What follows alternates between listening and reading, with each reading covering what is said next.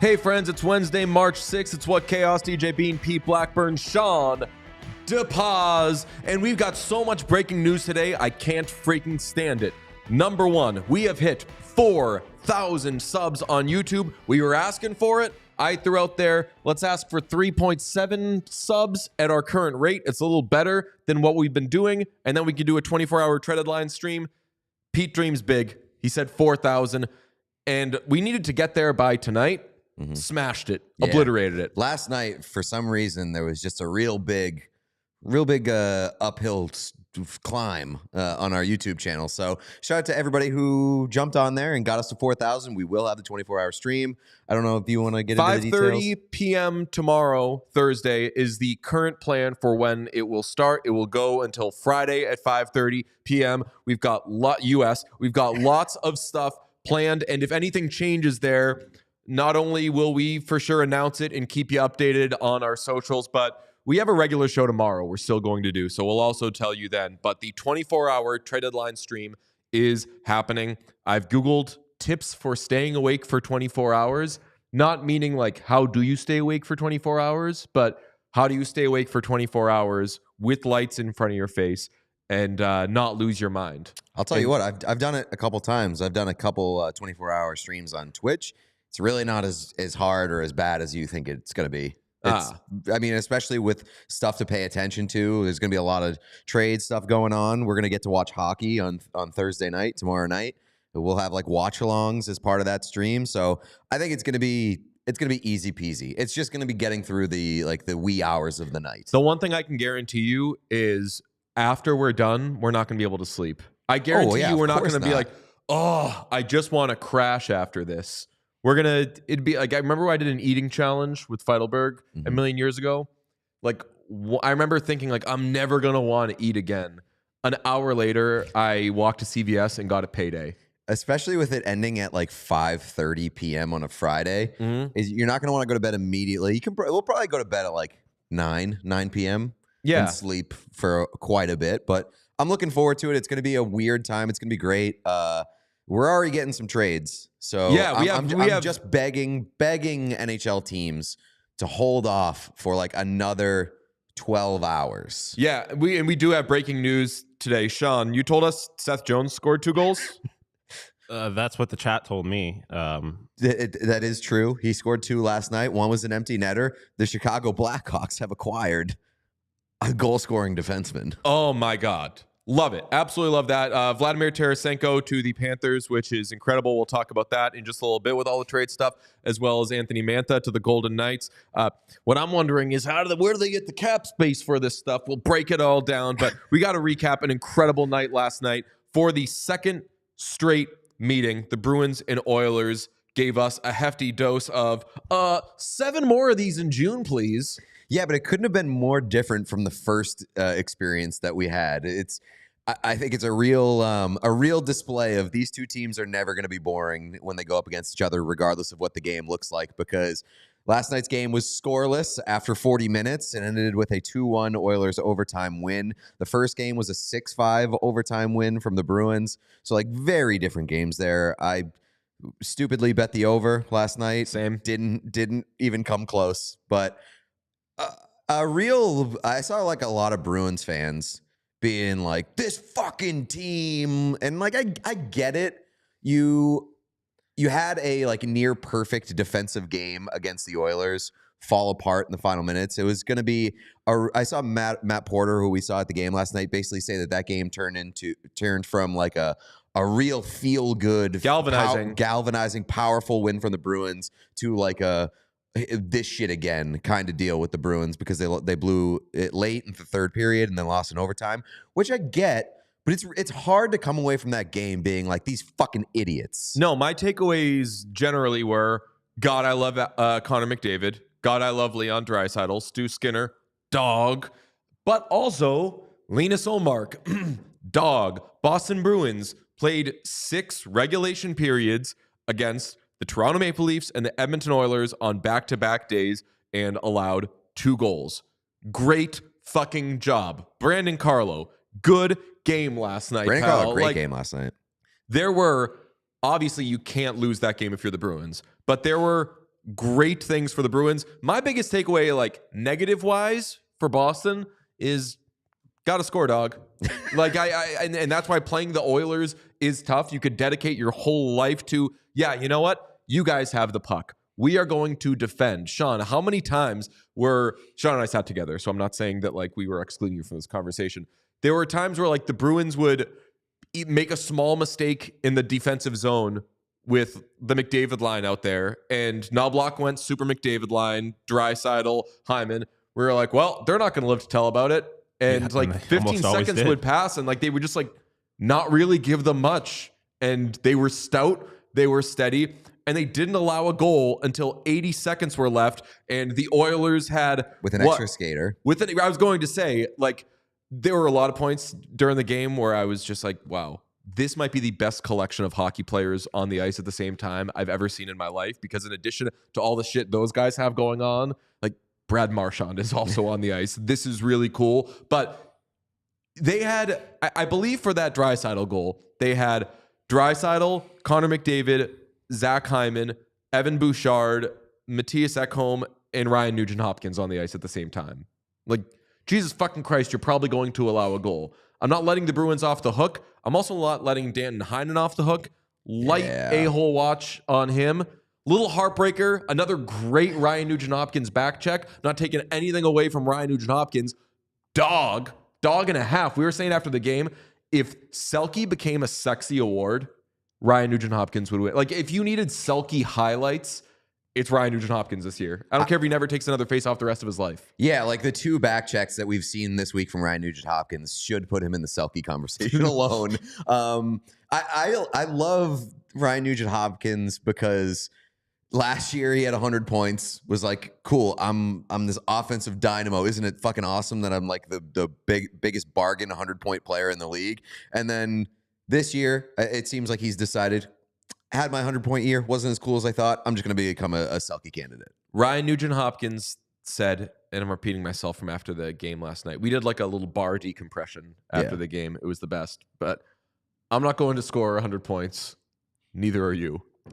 Yes. I'm going to be that dude. Also, sneaky tons of Nuge jerseys at the game last night. Did you? He was a very heavily represented game jersey at the game. I wasn't saying he was a represent. That's the way that you talk. That's right. Not on this show.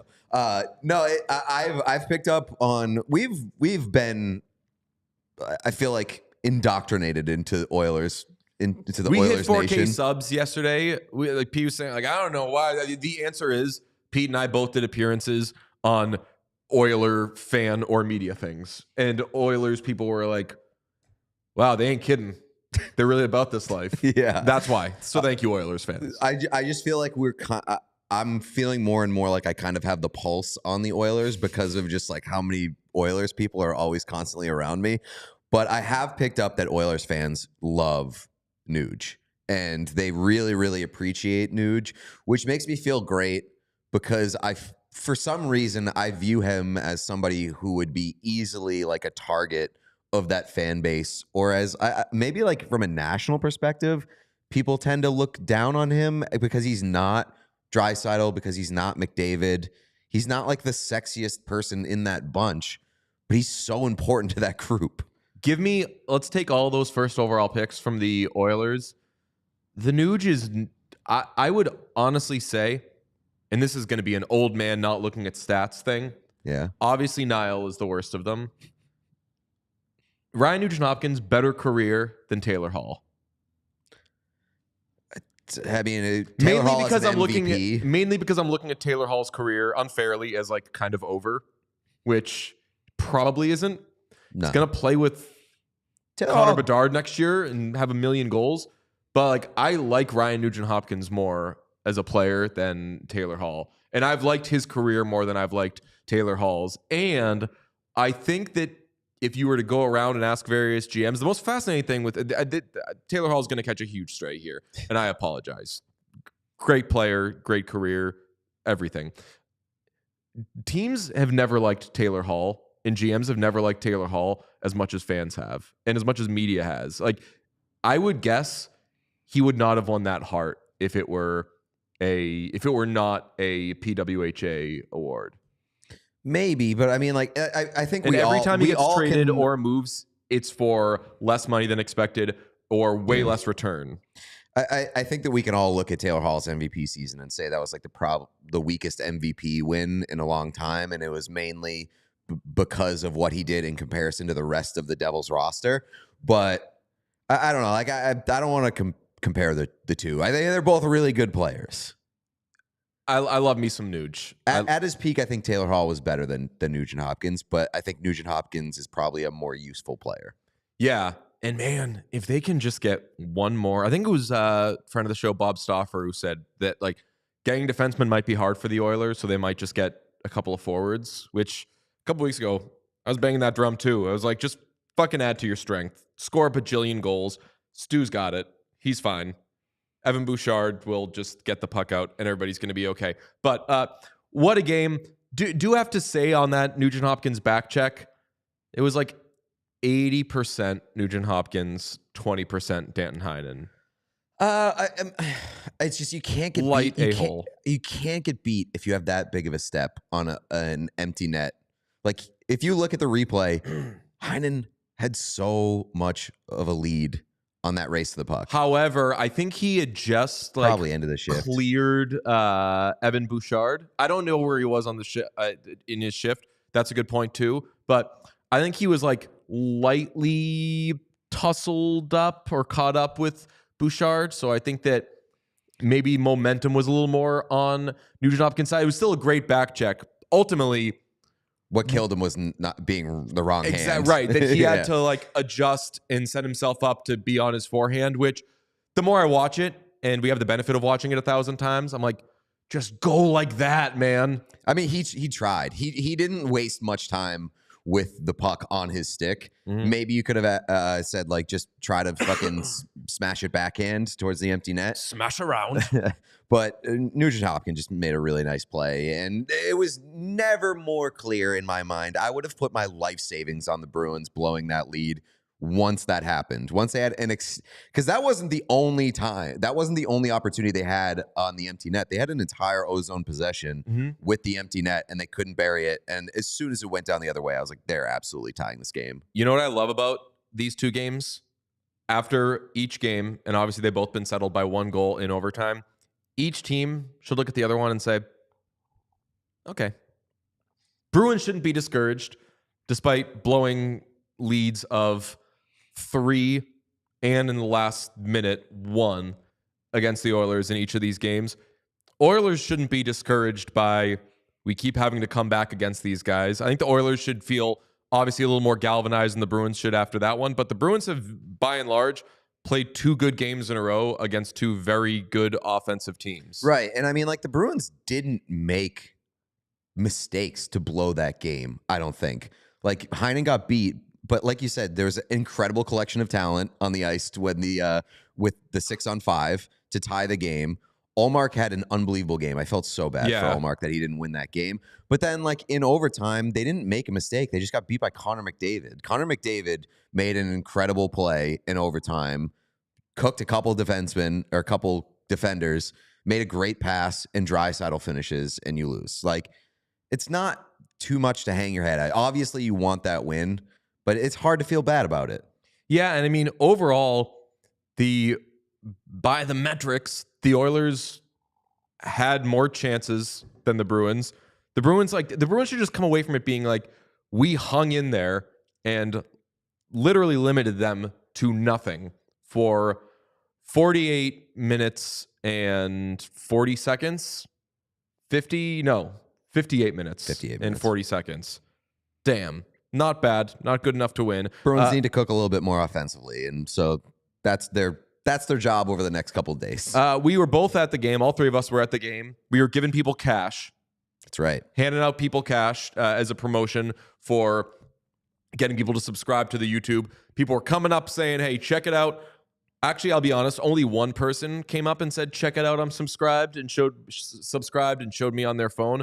Mostly, they were just coming up normally and saying, like, hey, love your stuff. Mm-hmm. Good job. And then I had to be like, can I give you cash? And it was a kind of weird interaction. I didn't feel amazing about it, but all in all, we got more subscribers out of it. So that was good. My favorite moment of the game, though. I had the only oil man, by the way. You got it from an oil man. I gave cash to an oil man. Man. Yeah. I was just tossing out cash to Bruins fans like crazy. My favorite moment of the game was an incredible shift in which Charlie McAvoy had like a Bobby Orr rush, followed by Leon Draisaitl absolutely crushing Brad Marchand. Yep. Which, boy, if he popped up and those two got into it, how much fun would that have been? I would have taken a fight last night, even though I'm famously not a fighting guy. And then there was a play in front of the net. Jake DeBrusk going at Stu. Evan Bouchard takes him down, buries his face in the ice, and Sean yells, "Splash around in here." It was the best. Sean named the this episode, or the thumbnail of this episode, "Splash Around," and it's just been stuck in my head. It's exactly what was happening. Like, he grabbed him by like the back of the neck, back of the head, and just like shoved his face into the ice, and it looked exactly like the scene from the movie. I didn't even know what you were talking about. You were like calling for it as though somebody was about to do the Michigan. You were like, "Yeah, you can get splash around." Sean is just proving to be the best person to go to games. He is the best person to go to a game with. He has incredible one-liners that just fly, which is the best. And this year, I've for sure recaptured a lot of like youth fandom of like, I want to go, I want to watch that guy, and the whole time say, "Isn't that guy so good?" And Sean very much is like, Connor McDavid's on the ice. We want to see Connor McDavid do some the coolest shit. Granted, he's not a Bruins fan, so he has an easier time doing that. But it was amazing. And that Leon Draisaitl capped it all off. The whole Winklevoss twins, there's two of me thing. I love the Oilers. I would have been happy with... Energy was so good in the building last night. It was just felt like a lot of excitement that you were getting to watch the Bruins and Oilers. And for as much shit as fans often give, like, the opposing players, like a Sidney Crosby, like a Connor McDavid, like, "Oh, fuck you, bitch," shit like that. Like, I think that you can sense, like, hey, isn't it really cool that we get to watch Connor McDavid tonight in the building? What a time. I feel like there was such a feeling of like resignation amongst Bruins fans last night. Like, they lost and everyone was just like, well, because it was the 90th installment of them blowing a game late and then losing in overtime. Yeah, so fair. I think that it's become like kind of a shared misery in this fan base over the past couple of weeks. Sean, I never asked, how were your nachos? They were very good. They were way bigger. Like, there were so many of them, and they were very heavy. So I didn't finish them, but they were very good. I got to point out the chicken tender bucket at TD Garden, which I have long hailed as the best concession deal in sports. It's like 10 tenders, a whole bucket of fries for $26.99.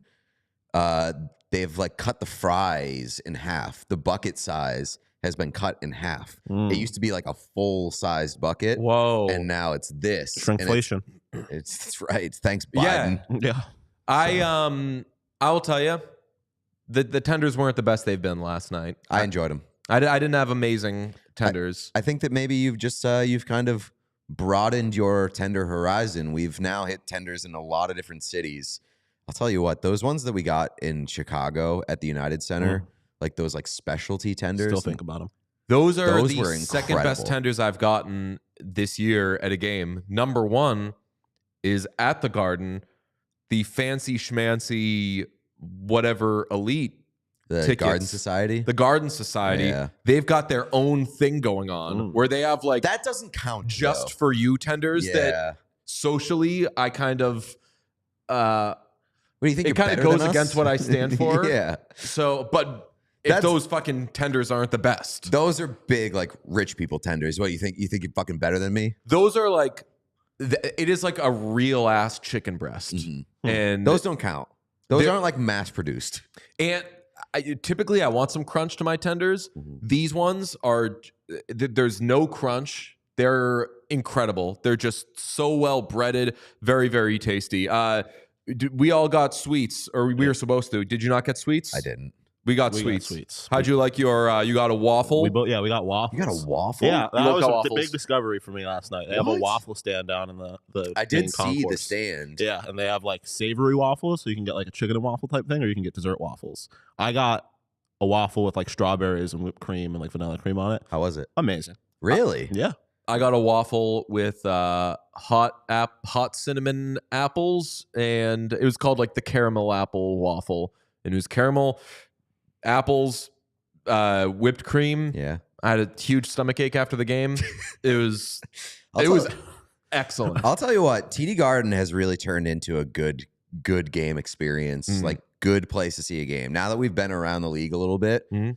TD Garden is a top third of the league arena, and even the concourse area, it's a bit narrow for my liking. It's but very it- dated. But no, it's not dated. I think it's just narrow. It's been updated. Like it's very no, it's very see, bright. Like I mean, like structurally, it's very Oh, dated. yeah, Like yeah, it yeah. was like someone told me who would know. Like the Garden became obsolete, like structurally, like quicker than any other arena. but they've done really well with like doing the best that they can with the structure of it. I mean, with we the were talking bones about of it. the bar area that we were in last night during the first Fucking intermission, awesome. and it was like that was one of the cooler spaces that I had seen the in an arena. the like 300 level, whatever it's like, rafters, Yeah. not banners, but like rafters or Rafters, whatever. I have a friend who has a ticket hookup there, and I never use it.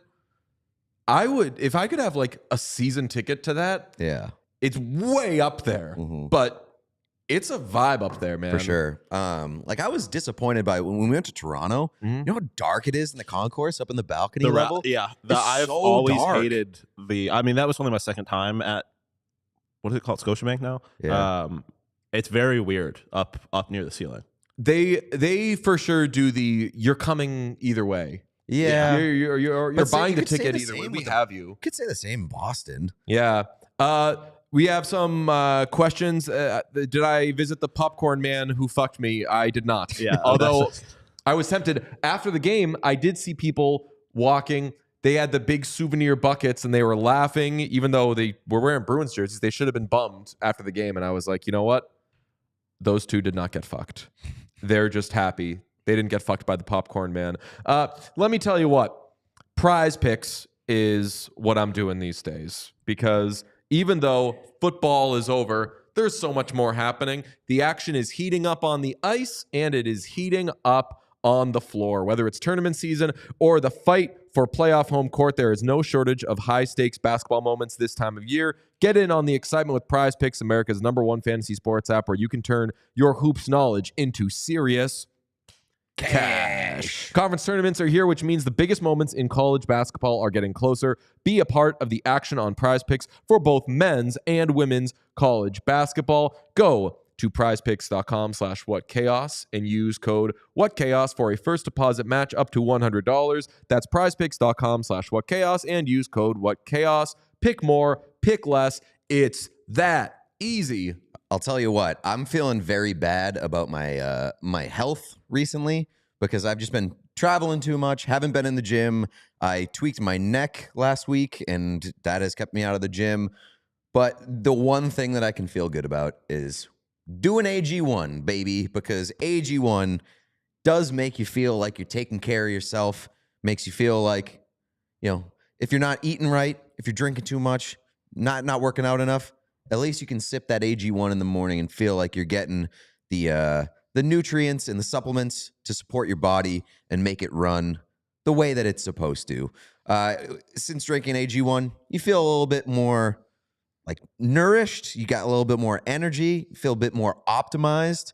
So it's got all like those greens that I never eat, which is like, I don't know about you.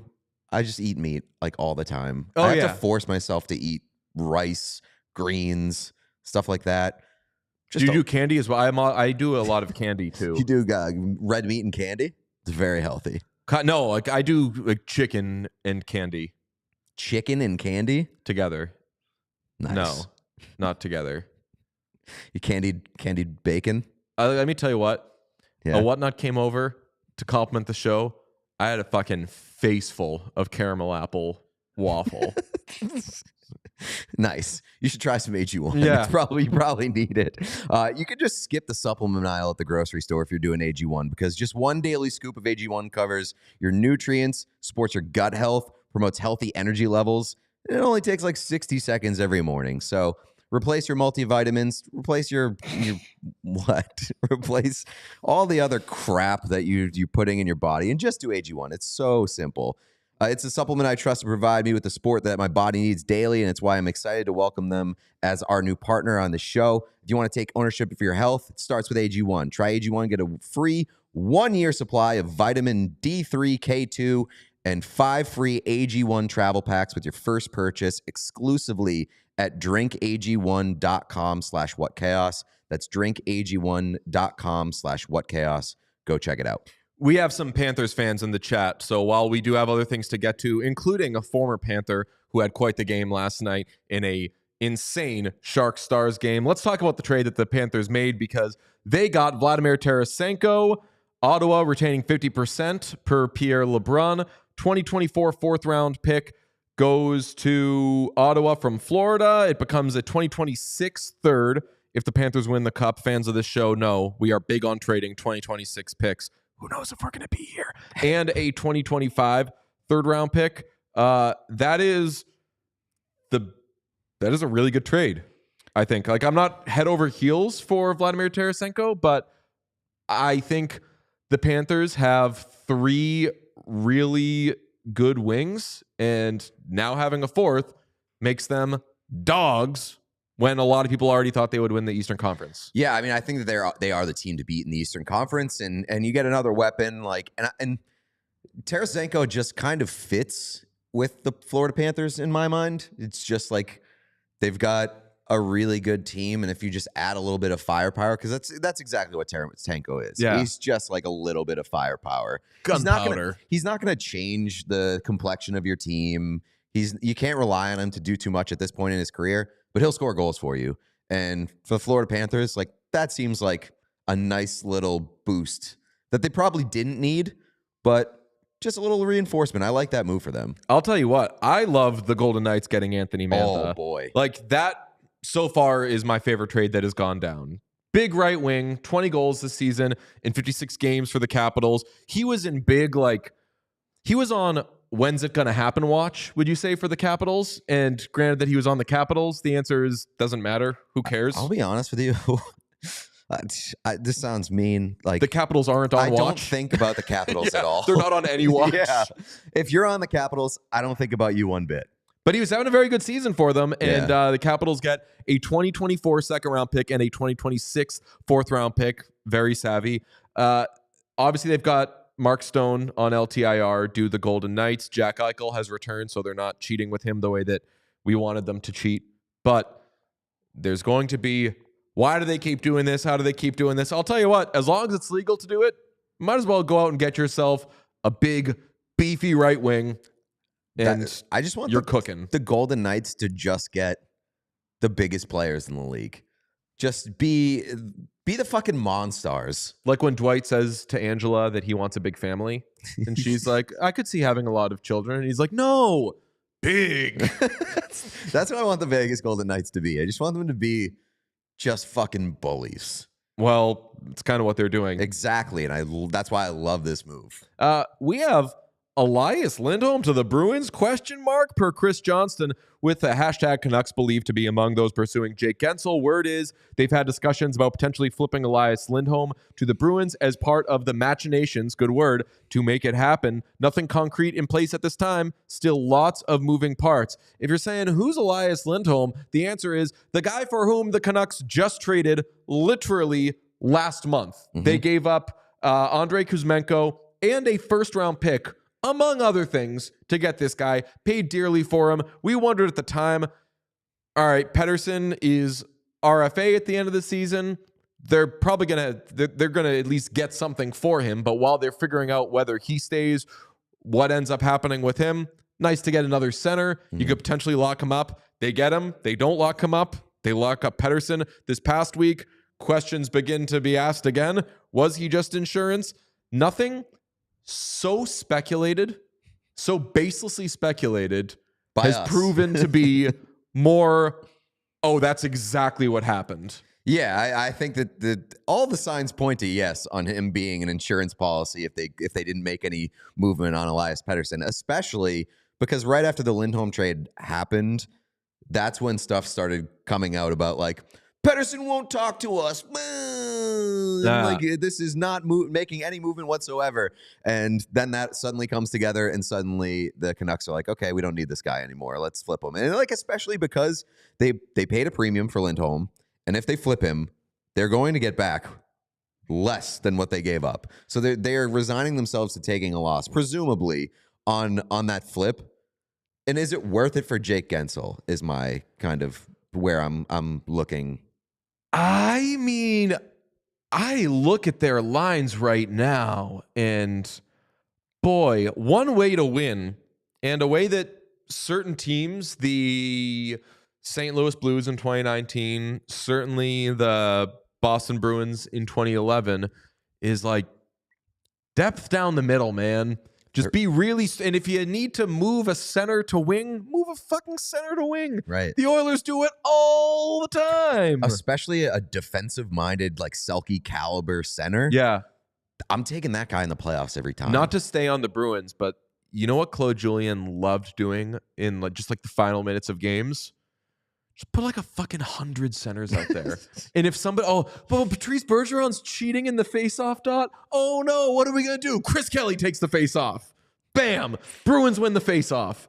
Coaches eat that shit up. I know that we play a faster and more fun and crazy game, but man, that is a way when teams come out of series saying, how did we lose to those guys and how did they wear us down? It's usually with big defensemen and a lot of good centers. So I would say if the Canucks want to be veterans about this, which they're not, this Canucks era is new to this.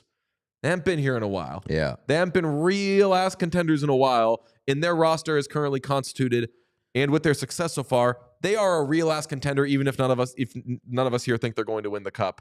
But off of that, I wonder how much is the knowing that Jake Gensel has Stanley Cup pedigree. Like, I wonder how much they value that. Also, Jim Rutherford.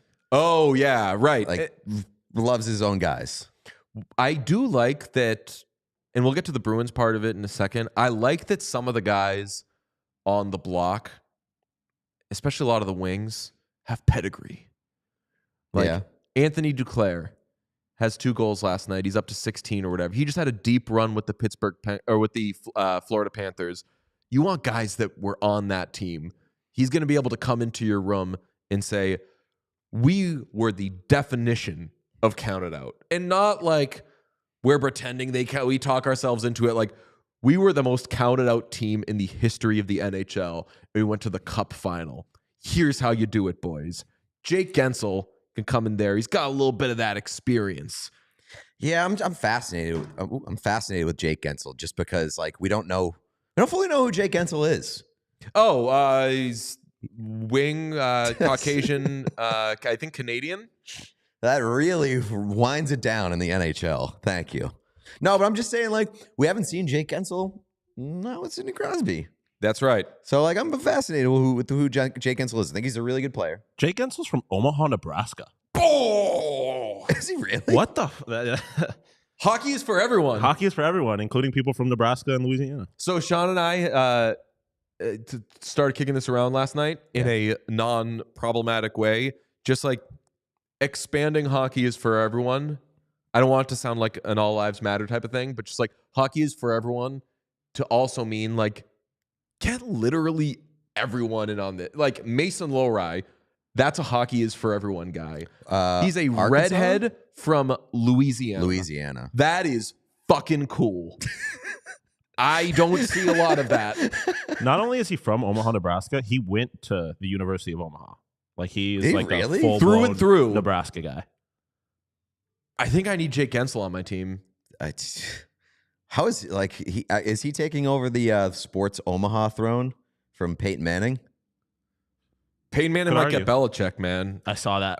What do you mean? The Omaha Productions. Omaha. They're trying to get Belichick and Saban together to do like alt casts, kind of like they do with the Manning cast. Oh, really? And that would be fucking insane. That would be crazy. 24-hour Belichick Saban stream when like those two with like nothing to lose. Just it's gonna be awesome. That would be great to lose. Yes, that's a very good question. Like, should they just hold on to Lindholm? But here's there's where, no way they're going to sign him. Is the thing. So maybe they have a chance of signing Guentzel. Maybe they think they have a chance of signing Guentzel if they trade for him. Structurally, it makes a little more sense. I get to like build it out, but man, if you go this way, it's a weird place to be. I think it's a good opportunity if the Bruins can jump in on this and get Lindholm, because we know they wanted Lindholm in a trade. They couldn't beat the price, and they were the reports are that they were planning on approaching him in free agency if he got there anyway.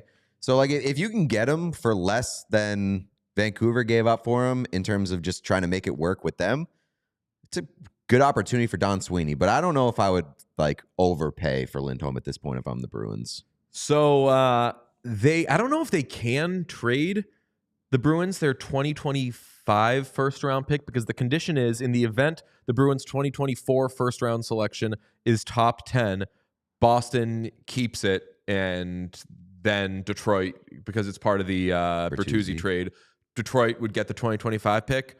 But like, at what point are they eliminated from being a top 10 pick? So that's what I wonder, if they do the like, hey, we know for a fact it can't be that, or if they're like, it has to be once the draft order is determined. I could see it being the latter. Maybe can you put a condition on that pick that like if it this ends goes up vesting to Detroit, as something else? Yeah, I bet that's probably the way that it goes. You know who would have cleaned up on that question?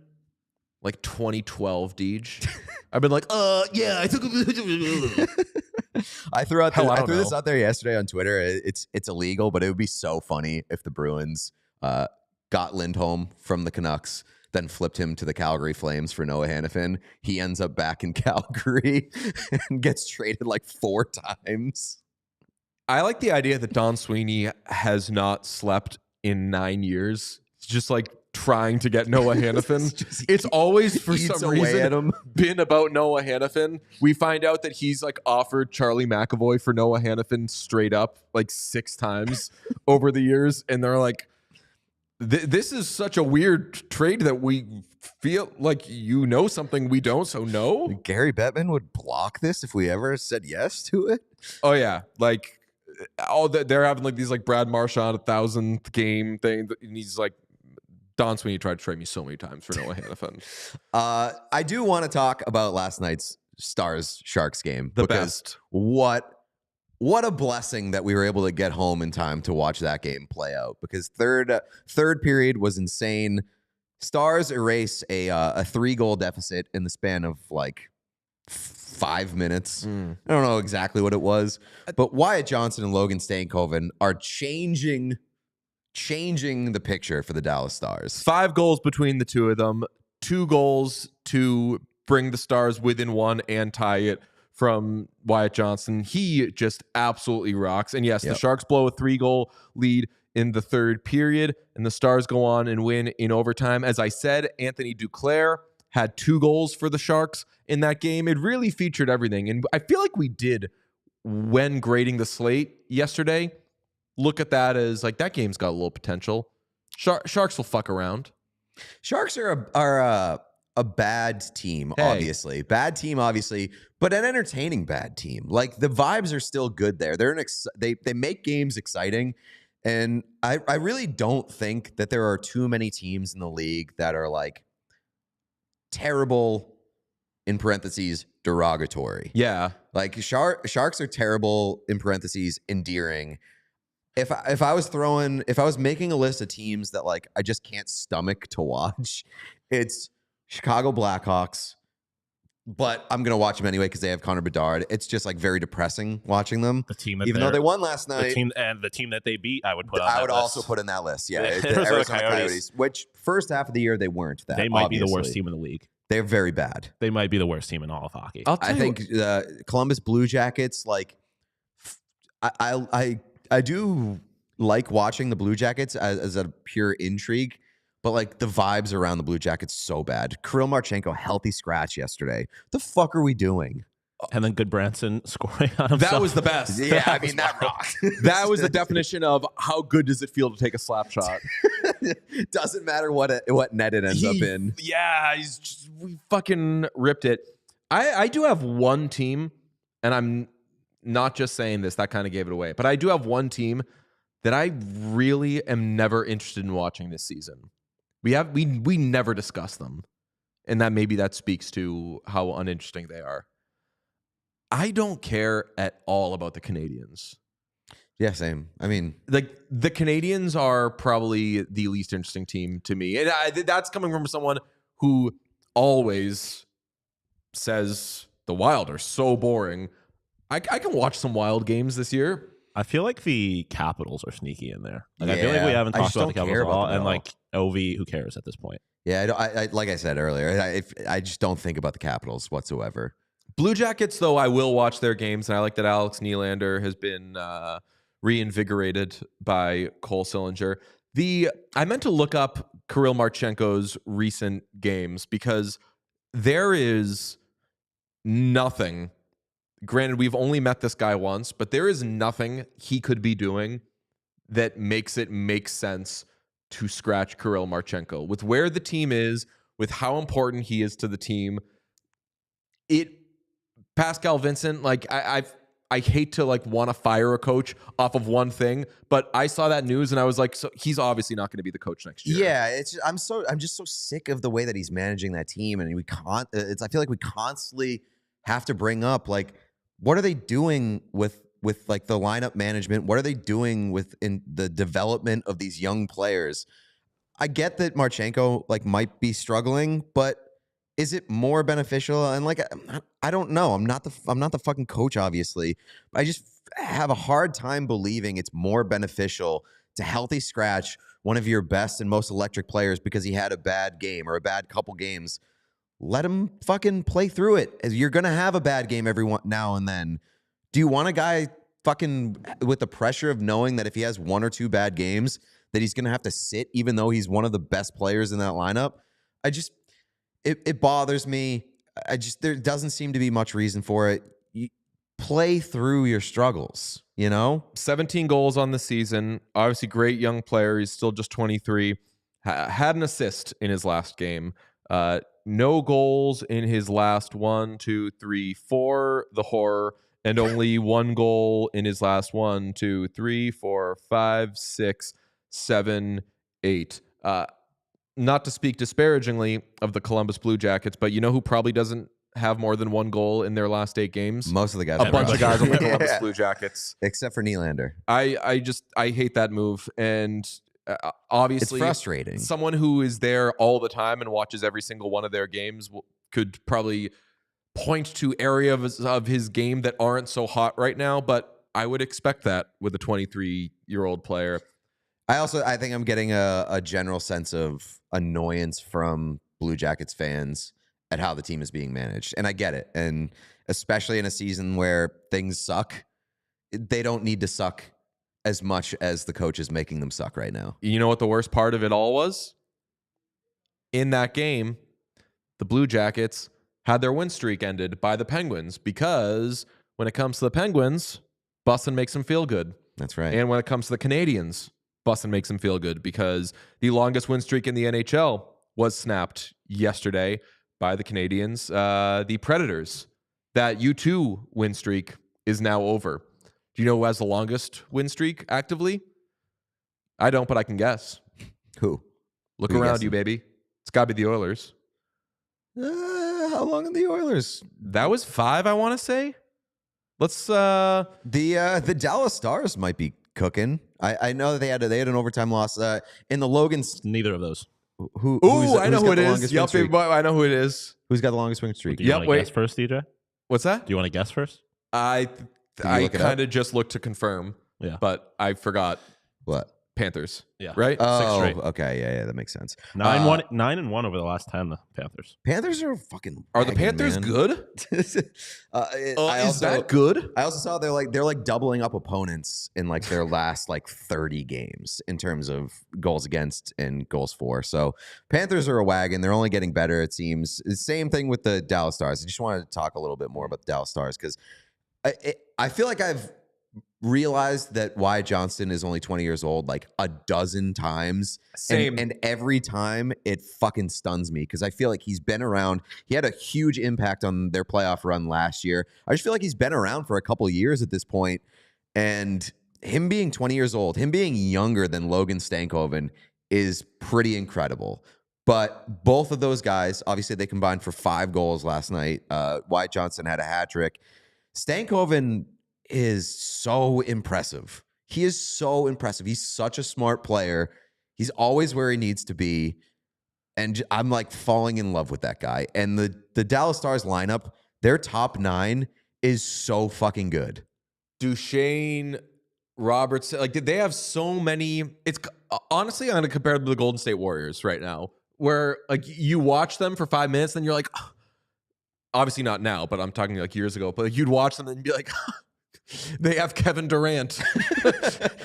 It's incredible. Like they've got like Sagan's still pretty good. Jason Robertson has basically like become a forgotten figure with the Dallas Stars, and he's like it's like a 40-goal their best scorer player. last year. Yeah, he's not their best player. He's awesome. He's really good, but they have like 5 guys that you could say are their best player. Matt Duchesne, Rupe Hintz. Rupe Hintz. Joe Pavelski.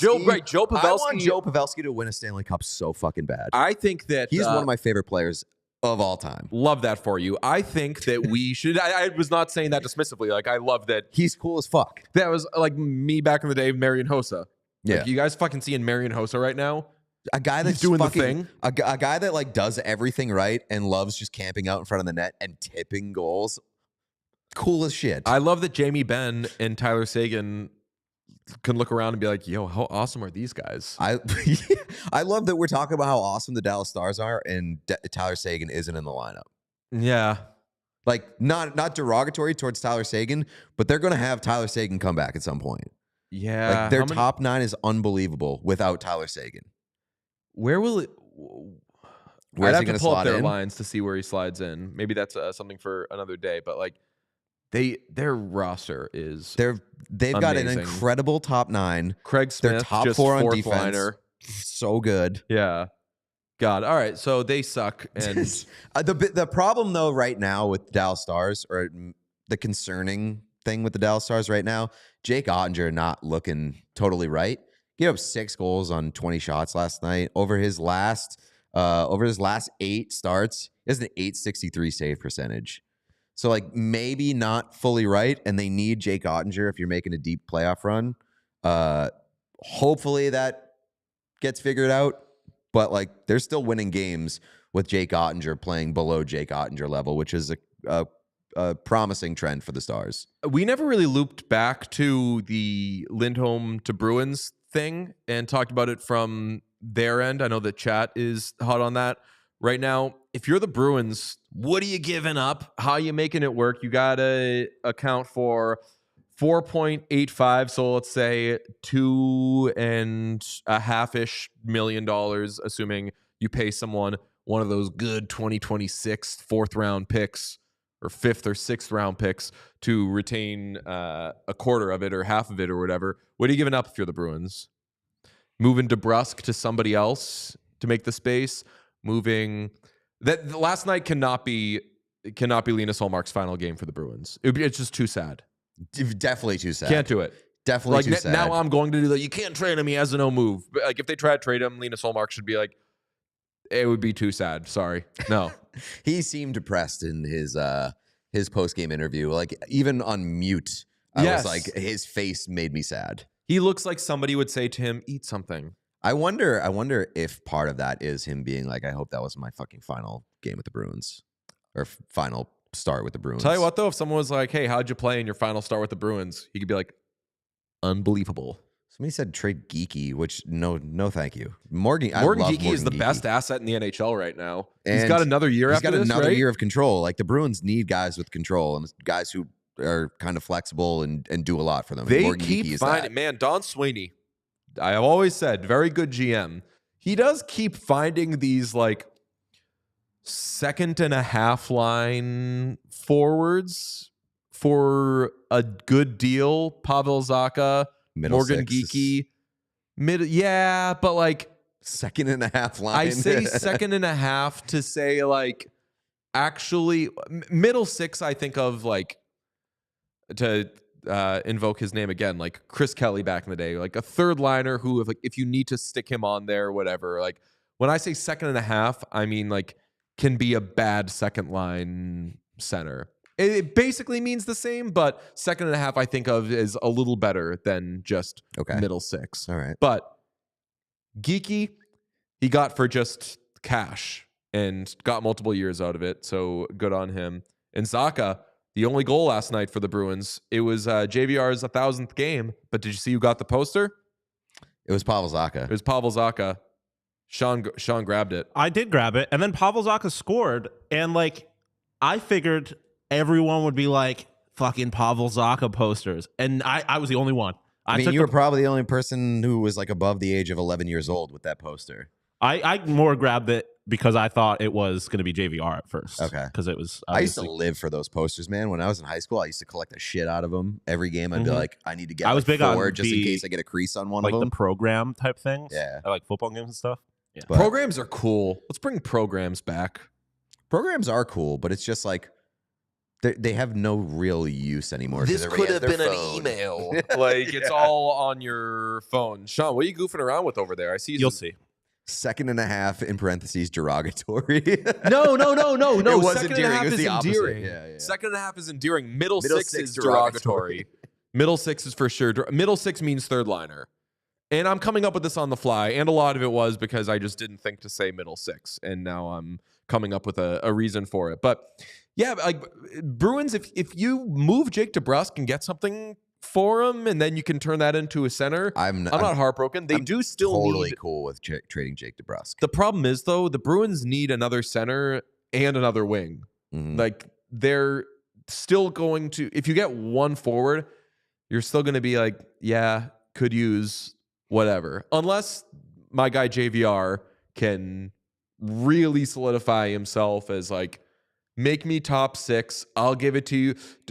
Set it and forget it. PP1. He was back on there last night, which was nice to see. But if somebody overperforms down the stretch on the wing, then they'll be fine. We also have to consider the fact that Don Sweeney's probably just going to sign a player out of college after the college season is over, and he'll throw him in the lineup because the fucking Don Sweeney loves his college players. He loves his Americans. He loves his ties to guys who have anything to do with Boston. He'll find somebody in college and sign them and be like, okay, you're in this lineup now. This was said with a ha ha ha JK in the chat, but someone suggested DeBrusk to the Oilers. I do know Oilers fans love Jake DeBrusk because they love Louis DeBrusk. Yeah, and I had Bob. I did a radio with Bob Stauffer last night, and he asked me about Jake DeBrusk. He was like, do you think Jake DeBrusk is staying in Boston?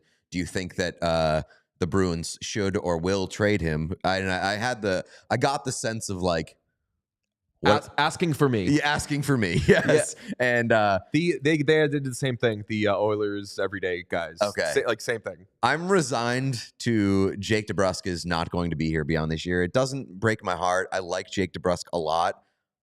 He's really streaky, and if the Bruins can utilize his expiring deal to get something that is more consistent and maybe like longer term, I'm okay with that. And I would love to see Jake DeBrusk in an Oilers uniform. Dude, that is literally exactly what I said. The trade that would make sense if the Bruins move Jake DeBrusk is for a worse right wing who has another year on his deal. Like that's it. Because even the worst player is probably going to be a little more reliable. They're just not going to have the high-end talent that DeBrusk has. But I agree, he's not going to be here past this year. What I would love for DeBrusk, it'll never happen. But I don't know, maybe he's invested well. Go to the Oilers for like $3 million a year. Like 4 years, $3 million. You don't have to worry about term, your future, whatever. Like, you're not going to make much money, but boy, you'd be awesome over there. I've got a great idea. And this might be illegal, but most great ideas are. Nobody in here is a narc.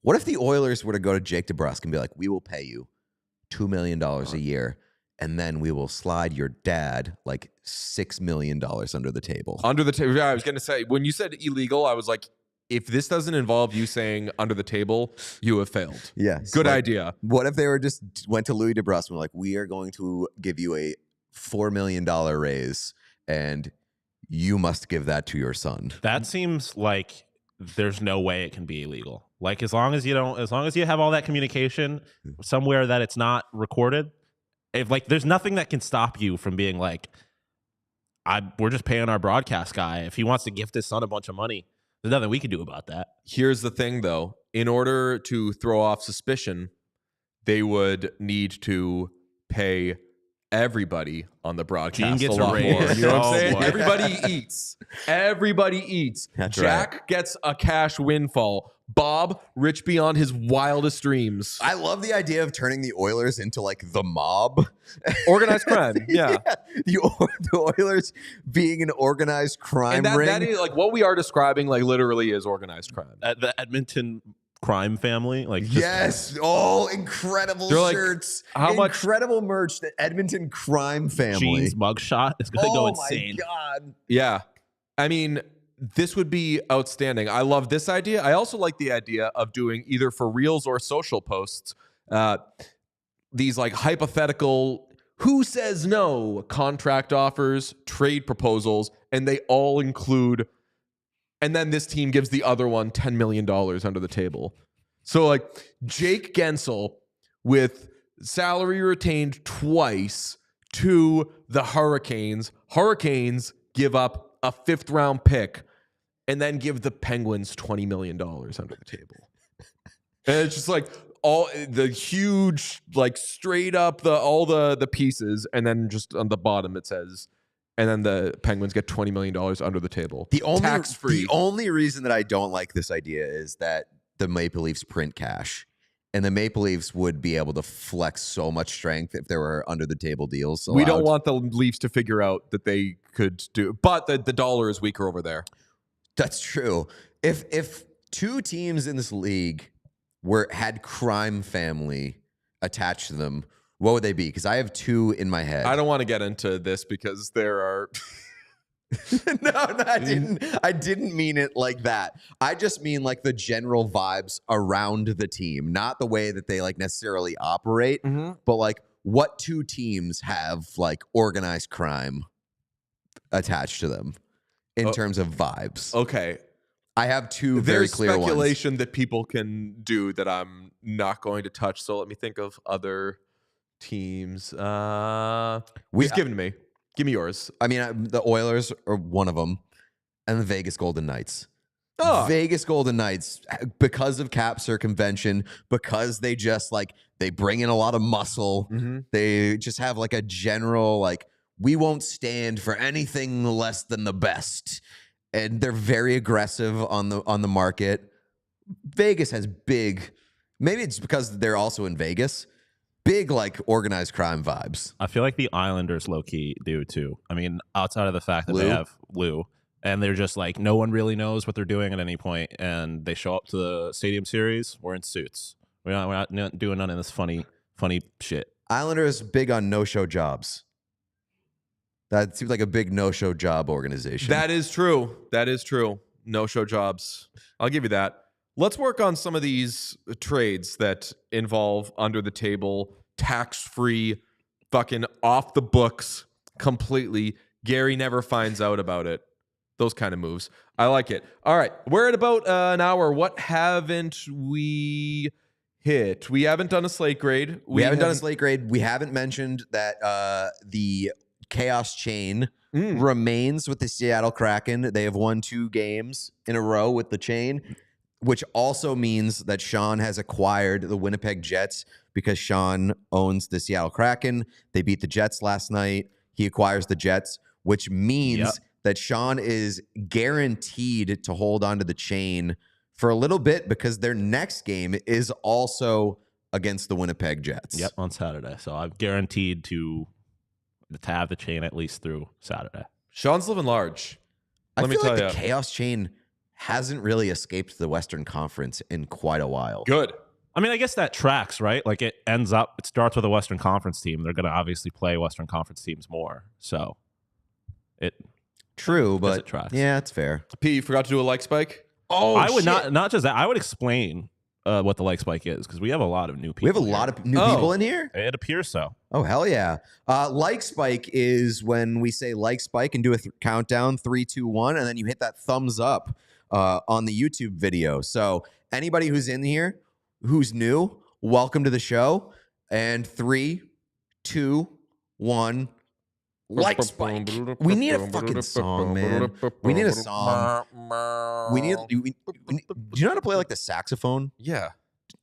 Get a saxophone and play the saxophone while we do the like spike. Everybody who's in here, hit that thumbs up. It really helps kind of our visibility on YouTube. I don't really know what it does, but I know it's important. It's very important. I need to give a 3-star to the San Jose Sharks social team because in that anybody who isn't new knows I love some end of period / end of game sponsored have to send these posts from teams. Here's the Sharks as all that was going down in the third period. Chuckles, I'm in danger, and then following up with just a straight up my lead is in danger.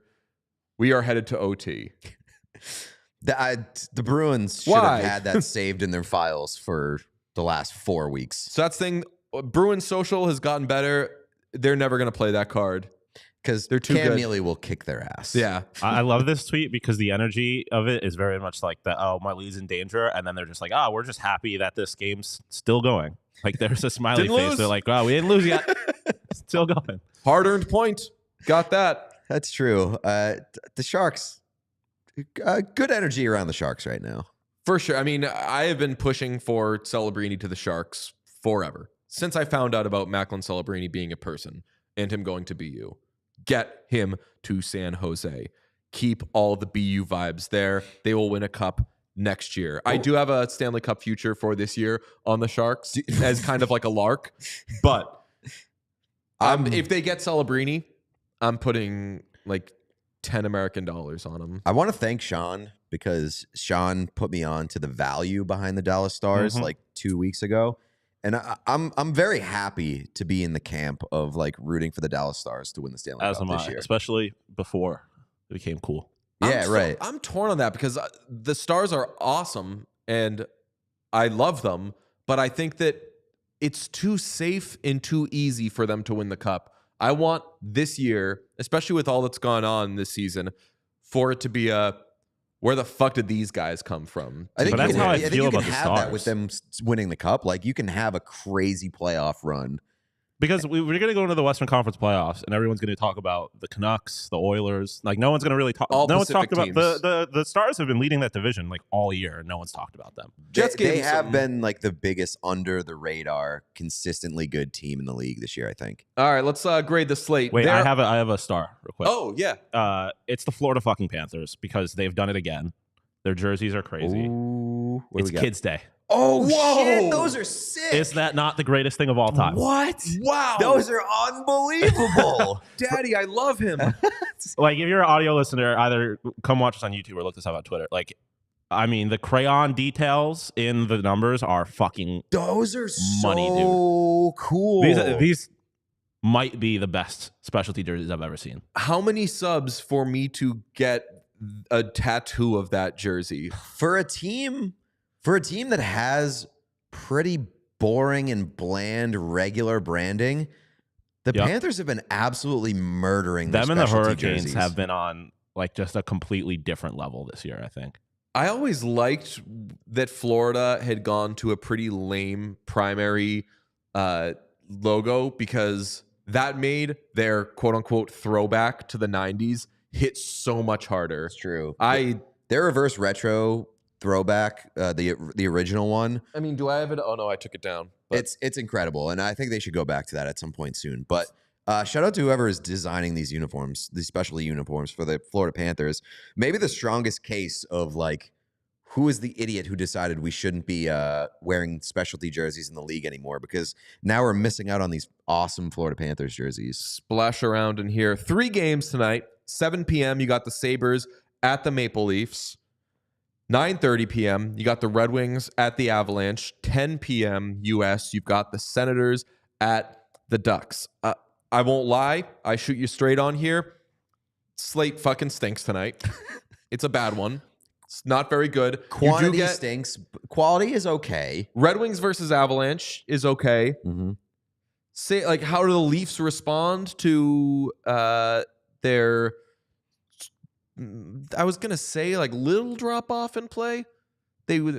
Boston felt good for the Knights against them, and then they're coming off arguably their worst game of the season against the Bruins. Yeah. This is I would imagine that this is a good get-right opportunity for the Toronto Maple Leafs. It's put up or shut up time for William Nylander. True. Like he's the worst hockey player in his own family right now. He needs to prove once and for all that he belongs in this league. More than his brother Senators does. Ducks is a matchup of 2 bad teams that could be interesting. The structure is pretty good tonight in terms of the time staggering. 7, 9, 30, and 10 is a pretty good structure. Although you're stuck with if the Sabres and Maple Leafs game stinks, you're kind of fucked until 9:30, which stinks. Chat says, yes, the U.S. time zone. Correct. Mm-hmm. I'll give this one an A-, the slate tonight. Not the best. Predictable. Yeah. Not the best I've seen. Oh, but the trades, they are coming. You could hear it's palpable. Frank Vatrano, where should he go? Where does Anthony Duclair, all the friends of this podcast, where did they end up? We will discuss tomorrow for our normal show, noon U.S., and then 24 hours beginning at 5:30, unless anything changes. Also, let's keep the YouTube momentum going. We've picked up a ton of subscribers on there, obviously, to hit 4K, but we don't stop there. Keep it going. Everybody sub to the YouTube. Thanks, everybody, for being here. I guess like the numbers. The shorts. Like shorts. Go find some shorts on there and like them. It's a little cold out for shorts in the U.S. this time of year, but like your shorts. Okay. We'll see you tomorrow. Bye, Sean. We all silly like the mayor.